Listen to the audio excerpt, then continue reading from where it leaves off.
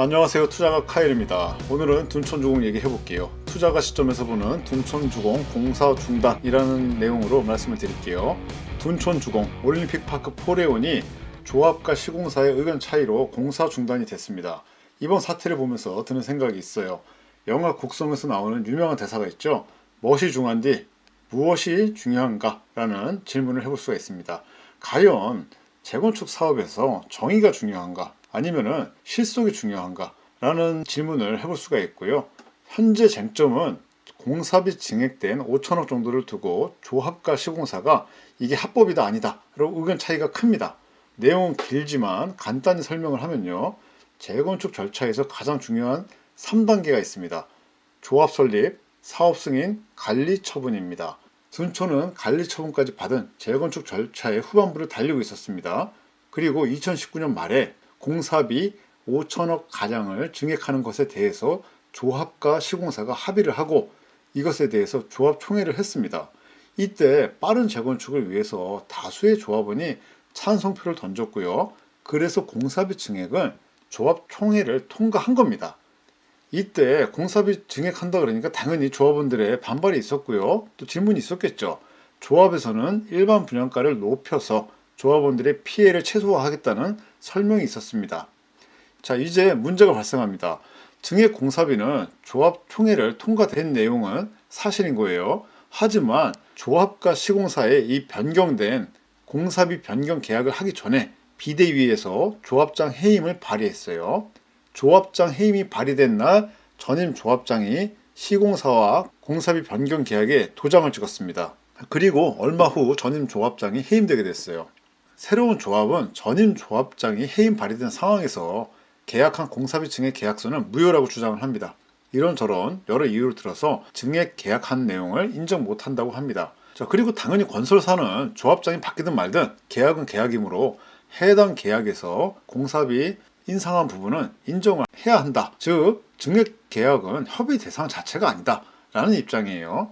그러니까 신조합은 시공사와 증액 계약을 인정하지 않고 이 부분에 대해서도 협의를 해야 된다는 입장이고 시공사는 이 부분은 협의 대상이 아니다 라고 얘기를 한 거예요. 그렇게 하니까 이 조합이 새로운 조합의 임원분들 조합장이 시공사와의 전쟁을 선포하게 됩니다.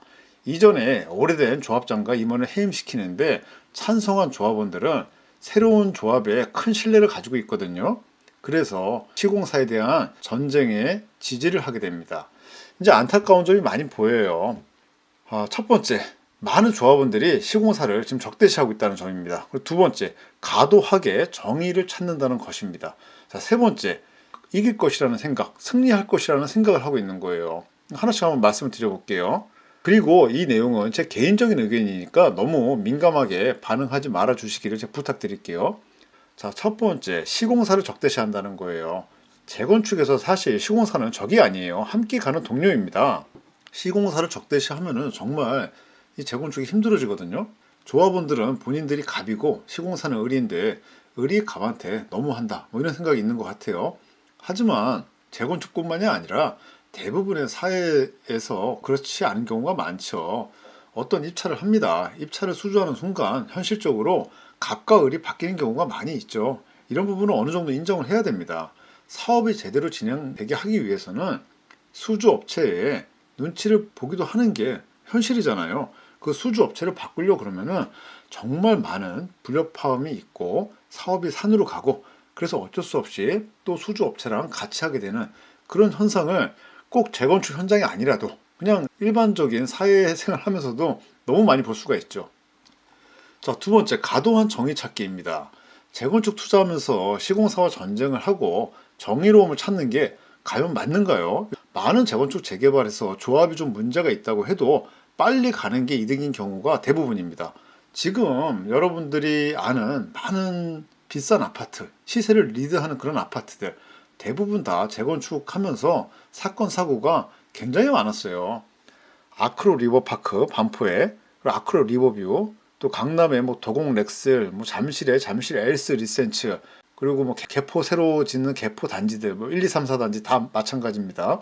그리고 가락동 헬리오시티 모두 다 그렇게 정의롭지 못한 상황에서 공사 진행하면서 입주해서 다들 잘 살고 있습니다. 뭐 우리 둔촌주공은 그렇게 못 살겠다. 우리 둔촌주공은 아주 정의로운 그런 재건축을 해야 되겠다라고 이제 말씀하시는 분들이 있어요. 사실 대부분의 재건축이 많은 이슈가 있지만 그냥 눈 감아주기도 하고 넘어가기도 하고 그렇게 하면서 입주해서 진행되는 경우가 많아요. 또 재건축 조합장이 한 번 바뀌는 게 힘들지 또 한 번 바뀌면은 또 두 번, 세 번 바뀌기도 합니다. 구간이 명간이다라는 얘기도 나오고요. 자, 세 번째, 이길 것이라는 생각. 이거 굉장히 위험합니다. 이기면 뭐합니까? 이겨서 좋은 게 있어요? 그러니까 이겨서 뭐 이런 건 있겠어요. 그러니까 상대방을 괴롭히기 때문에 내 기분이 좀 나아진다라는 게 있어요. 하지만 분명한 거는 시공사가 힘들면은 조합원들은 더 힘들어질 거예요. 이거는 분명한 것 같아요. 자, 승소하면 이기는 겁니까? 둔촌은 벌써 공사를 들어갔고 공정률이 50% 이상입니다. 시공사를 바꾸려면은 최소한 공사 전에 했어야 됩니다. 공사가 진행됐다고 하면 어느 정도 좀 참고 넘어가는 것도 있어야 되는데 둔촌주공에서는 지금 그러한 현상은 보이지 않고 있어요. 조금이라도 조합과 반대되는 의견을 얘기하면은 뭐 시공사 끈앞풀이다, 뭐 전 조합의 사람이다, 라면 막 매장시키고 마녀 사장을 하기도 해요. 그러니까 이게 어떻게 보면은 집단 체면 같은 느낌이 좀 있어요. 조합원들 말고 서울시, 그리고 변호사들, 언론들, 부동산 전문가들이 모두 입을 모아서 중개 계약은 인정을 해야 한다고 해도 조합원들은 그렇게 말하면 다 뭐 서울시도 시공사의 앞잡이다. 변호사들 시공사의 앞잡이다. 전 조합의 뭐 끈앞풀이다. 언론들, 부동산 전문가들 모두 다 시공사의 앞잡이 혹은 뭐 전 조합의 뭐 끈앞풀 이런 식으로 매도를 해버립니다. 그래서 지금 둔촌주공 재건축은 상당히 힘든 상황입니다. 그래서 제가 항상 재건축 재개발 얘기를 할 때는 무주택자가 실거주용으로 집 하나를 사는데 재건축 재개발 사는 거는 저는 개인적으로 반대예요. 언제 입주할지 몰라요. 이렇게 일정 정해져도 둔촌주공처럼 늦어지는 경우가 뭐 다른 재건축 재개발에도 이게 종종 있어요. 그래서 지금과 같은 경우는 어떻게 했어요? 둔촌주공 하나만 믿고 입주일을 잡아놓고 막 대기하고 계신 분들은 아마 굉장히 힘들 수가 있어요. 하지만 또 대부분의 둔촌주공 조합원들은 아마 다 주택자가 많으실 거예요. 옆에 올림픽 선수촌에 살고 계시고 아니면 뭐 강남에 살고 계시고 뭐 다른 데 살고 계시면서 둔촌주공 입주권을 사놓는 분들이 많이 있잖아요. 그 이유가 재건축 입주권, 특히 둔촌주공처럼 멸실된 입주권은 보유세에서 혜택이 있으니까요. 보유하면서 종부세 합산이 안 되잖아요. 이제 그런 큰 장점 때문에 부담 없이 재건축 투자를 하는 거죠. 하지만 이 둔촌주공 하나만 보고 입주하시려는 지금 뭐 전세나 월세 사시다가 이쪽으로 이사 가시려는 분들은 지금 아마 굉장히 힘든 상황이실 거예요. 그런 분들을 위해서라도 좀 잘 해결이 됐으면 좋겠습니다. 자, 그럼 이제 생각을 해볼게요. 첫 번째, 둔촌주공 재건축 공사는 어떻게 될까요? 세 가지 케이스가 있습니다. 첫 번째 케이스입니다. 현재 시공사와 합의를 하고 협의합니다. 그리고 공사를 재개시킵니다. 이렇게 하는 게 베스트 케이스라고 저는 생각을 해요. 아마도 조합은 공사비 증액 부분에 대해서는 인정을 해야 될 것이고요. 시공사도 조합이 자존심 상하지 않게 어느 정도 일정 부분 양보가 필요할 것이라고 생각을 합니다. 다만 불행한 것은 지금은 이제 합의를 해도 입주 지연은 어쩔 수 없는 상황이 된 것 같아요. 자, 두 번째, 시공사 계약을 해지하고 시공사를 교체하는 겁니다.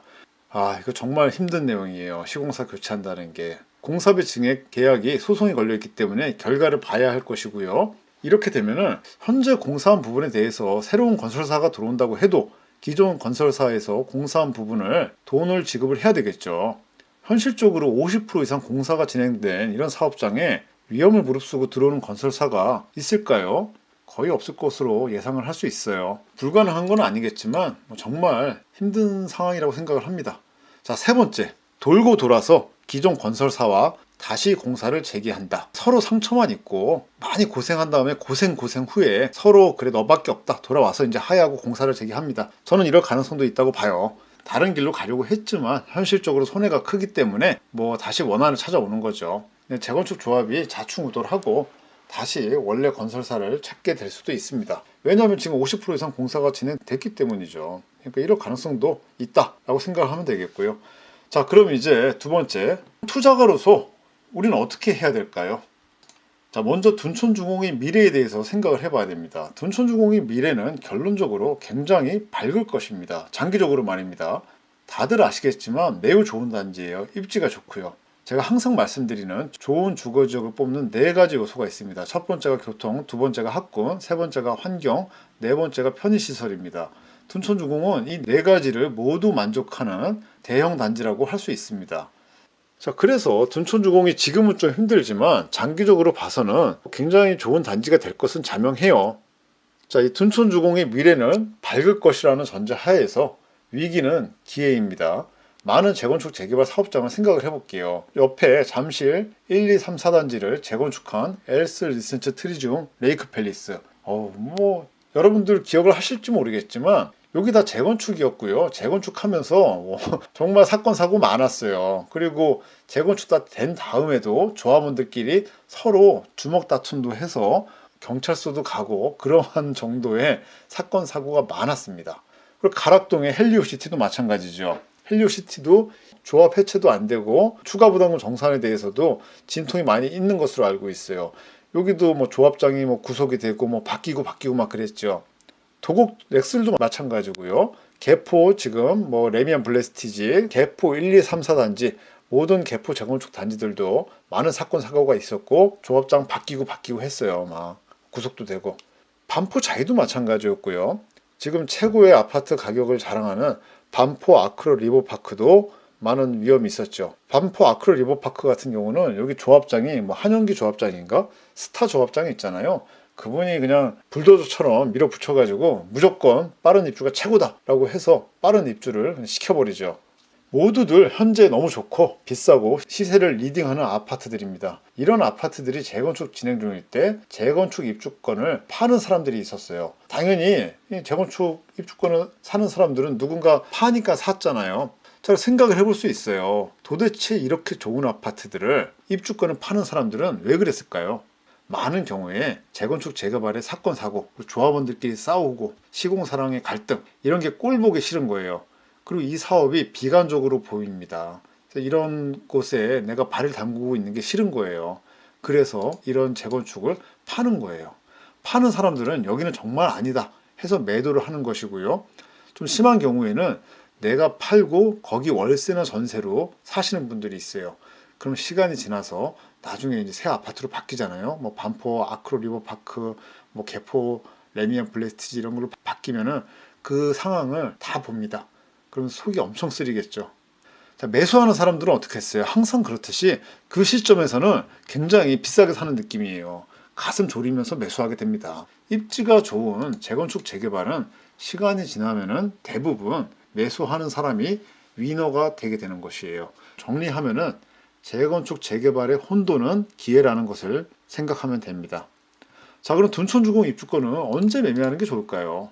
제가 둔촌주공 입주권에 대해서 가격을 얘기하고 싶진 않아요. 지금 사실 둔촌주공뿐만이 아니라 모든 서울의 아파트가 가격이 너무 오른 것 같아요. 정말 볼 때마다 깜짝깜짝 놀라기도 합니다. 그래서 둔촌주공 입주권이 비싸다 싸다 이런 얘기를 제가 드릴 수는 없지만 둔촌주공 입주권에 매물이 언제 많이 나오는지는 제가 말씀드릴 수 있어요. 재건축 입주권 매매는 몇 가지 조건이 있잖아요. 그래서 매매가 되는 입주권이 많지가 않아요. 현재 매매가 되는 둔촌주공 입주권은 10년 보유를 하고 5년 거유를 한 조합원의 입주권이 매매가 되는 겁니다. 하지만 재건축 입주권 매매에 대해서 착공 후 3년이 지난 입주권은 매매 가능하게 된다라는 법이 있습니다. 자, 그럼 둔촌주공의 착공 후 3년이 지난 시점이 언제가 되는가 하면요. 올해 2022년 12월입니다. 이게 사실 이때가 되면은 매매 가능한 둔촌주공 입주권이 많이 나오는 게 자명한 것이거든요. 하지만 지금 상황을 보세요. 지금 상황에서는 좀 많은 조합원들의 실망이 있을 거예요. 실망으로 인해서 원래 나오는 매물보다 더 많이 나올 수가 있고요.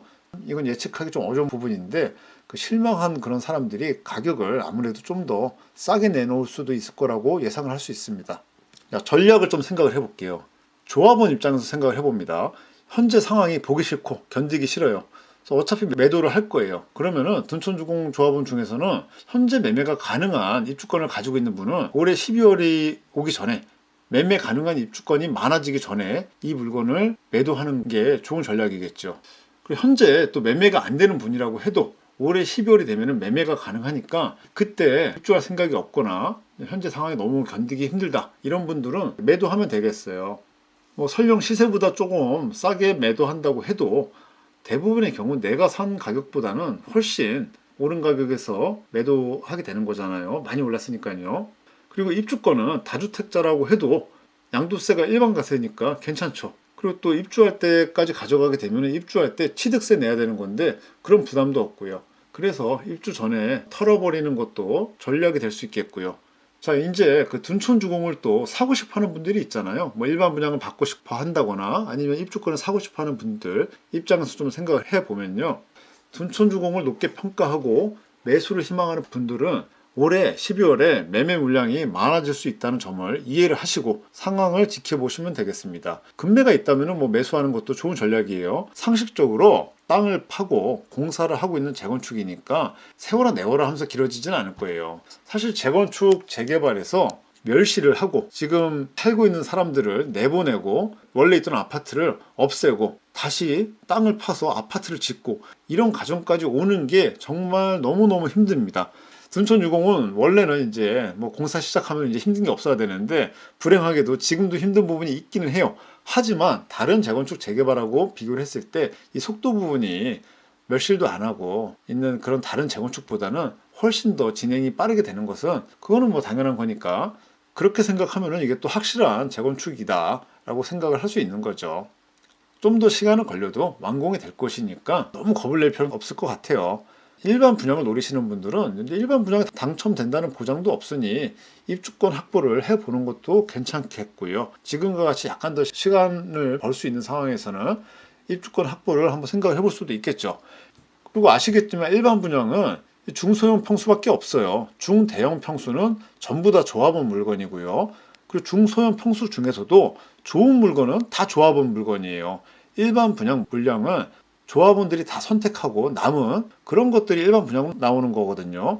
10평대, 20평대는 그래도 좀 노릴만 하고요. 일반 분양 물건이 좋은 게 많이 나올 거고 30평대 물건은 상대적으로 좋은 물건은 없다고 봐야 돼요. 다 향이 나쁘거나 뭐 동이 나쁘거나 층이 다 저층 이런 물건만 일반 분양으로 나오게 되잖아요. 그래서 내가 둔촌주공을 꼭 들어가야 되겠다. 좋은 물건으로 하시는 분들은 조합원 입주권을 보실 수 있는 거고요.